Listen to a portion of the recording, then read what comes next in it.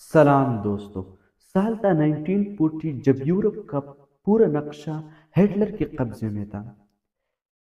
جرمنی کا leader Adolf Hitler نے Australia, Poland, Norway, Belgium, Denmark اور فرانس تک یہ سب علاقے فتح کر لیا تھا. یوں پورا یورپ ہٹلر کے زیر اثر میں تھا سوائے ایک ملک کی، اور وہ ملک تھا برطانیہ. ہٹلر سمجھتا تھا کہ برطانیہ اب گھٹنے ٹیک دے گا، لیکن برطانیہ کی وزیر اعظم نے اپنے لوگوں کو جمع کیا اور ایک تاریخی تقریر کیا. Guarded by the British fleet would carry on the struggle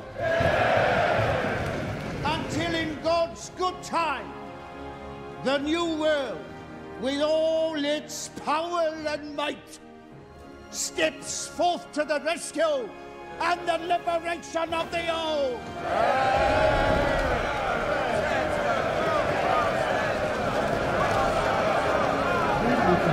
کہ we shall never surrender، یعنی ہم کبھی بھی تسلیم نہیں ہوگے، یعنی ہم کبھی بھی ہار نہیں مانیں گے. یہ الفاظ ہٹلر کے لیے ایک چیلنج بن گیا، اور ہٹلر نے کہا اب برطانیہ پر حملہ کرنا چاہیے. Ob du glaubst, dass ich fleißig gewesen bin, dass ich gearbeitet habe, dass ich mich in diesen Jahren für dich eingesetzt habe. دوستو 10 جولائی 1940 کو ہٹلر نے برطانیہ پر فضائی حملہ شروع کیا.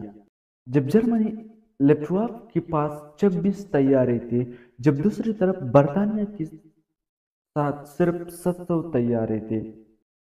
پھر بھی برطانوی پائلٹس نے اپنی سرزمین کا بھرپور دفاع کیا، اور پھر 15 ستمبر 1940 کو یہ دن تاریخ میں battle of the Britain day کے نام سے یاد کیا جاتا ہے. ہٹلر کا اگلا ہدف تھا سوویت یونین. ہٹلر نے اپنی فوج کو 3 حصوں میں تقسیم کیا. ایک فوج لینین گریڈ، دوسرا ماسکو، اور 3 یوکرین کی طرف.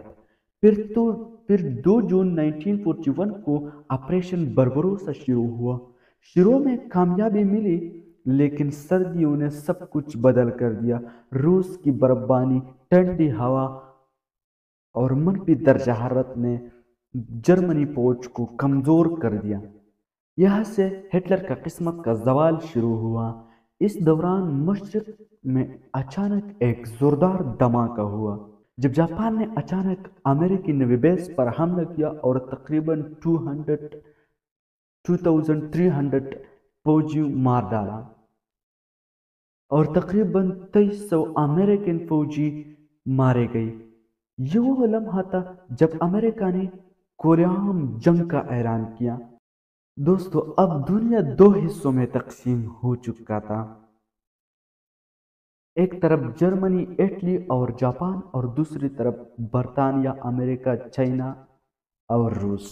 اچانک روس کے شہر میں خوفناک جنگ شروع ہوا. دوستو یہ جنگ اتنا زیادہ ہو گیا کہ 6 ماہ تک جاری رہی. سردی، بھوک اور تباہی، لیکن رشین فوجیوں نے ہار نہیں مانی. آخرکار 3 لاکھ جرمن فوجیوں نے ہتھیار ڈالا.